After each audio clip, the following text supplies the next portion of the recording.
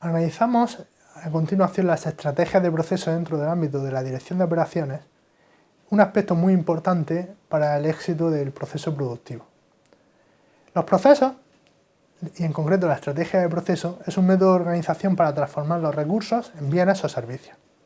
Es decir, los componentes de entrada pasarán por un determinado proceso que será definido por la estrategia de proceso y nos dará como resultado una serie de salidas.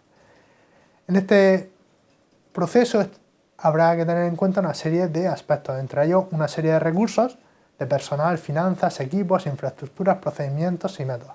Como podemos figurarnos, teniendo en cuenta el contexto actual de alta competencia, en el cual el margen de beneficios suele ser bastante reducido en la mayoría de empresas, optimizar la decisión relativa a la estrategia de proceso que en referencia a este tipo de recursos, al personal, finanzas, equipos, etc., puede permitir un ahorro de costes que haga que la empresa tenga un mayor beneficio o incluso que en lugar de tener pérdida tenga beneficio. Es por ello que es vital para el desarrollo empresarial. En concreto se trata de encontrar la forma de producir bienes que satisfagan las expectativas del cliente y las especificaciones establecidas por la propia empresa.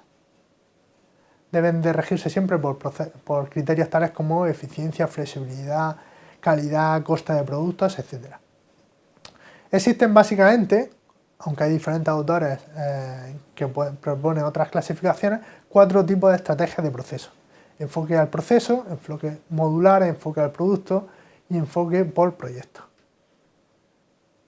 Bien, todo se va a resumir en este esquema, que es bastante intuitivo.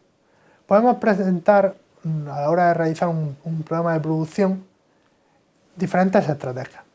Por un lado tenemos dos variables, una que sería el volumen y otra la variedad. Es decir, vamos a producir un producto determinado X cuyo volumen sea alto o bajo, o de nivel medio. Y la variedad, es decir, dentro de ese producto se va a ofrecer una gama muy amplia. Vamos a ofrecer, por ejemplo, si es un zapato de 7 colores, o vamos a centrarnos solamente en 1 o 2. Mayor variedad, menor variedad. Esto ocurre mucho en los vehículos. Hay empresas de vehículos que toman decisiones de producir en masa a precios reducidos y con una variedad relativamente elevada. Mientras que hay otros productos, otras empresas de fabricantes de vehículos que optan por un cliente de un poder adquisitivo superior y que se centra en un número de modelos muy reducido, con una variedad relativamente también escasa, pero con una alta calidad. Entonces, en el caso de que tengamos una decisión basada en una variedad elevada y poca cantidad, es un enfoque orientado al proceso. Maquinaria, imprenta, carpintería. Es decir, una imprenta, este tipo de actividades, la variedad suele ser bastante alta, pero la cantidad reducida. Un alto volumen y una alta variedad. Enfoque de personalización a gran escala. Sucede en muchos ámbitos de empresas automovilísticas, ordenadores, etc. ¿Qué ocurre? Que es difícil de alcanzar, pero da grandes beneficios. Un enfoque modular, que tendría un nivel intermedio, es decir, la fabricación de productos como podrían ser electrodomésticos, no es una producción reducida, es decir, una empresa que produce, Balay, por ejemplo, no produce 10-15 lavadoras al día, sino que produce muchas más, pero tampoco produce cientos de miles diariamente.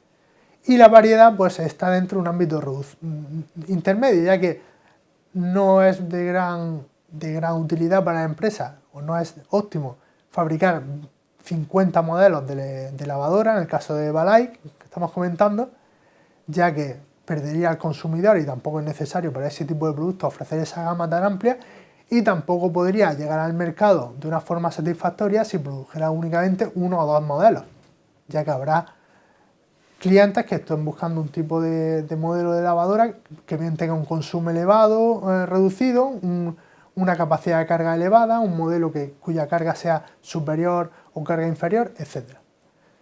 Y podríamos tener un alto volumen y una baja variedad. Por ejemplo, en acero, vidrio, etc.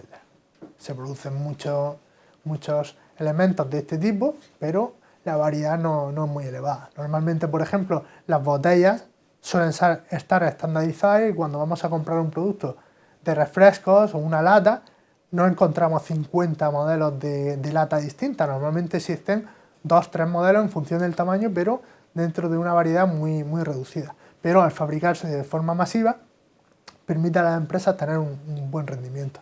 Y luego estaría podríamos llamar una mala estrategia, que sería poca cantidad y baja variedad, ya que los costes serían elevados y el cliente potencial sería muy reducido, con lo cual el número de ventas es previsible que también lo fuera.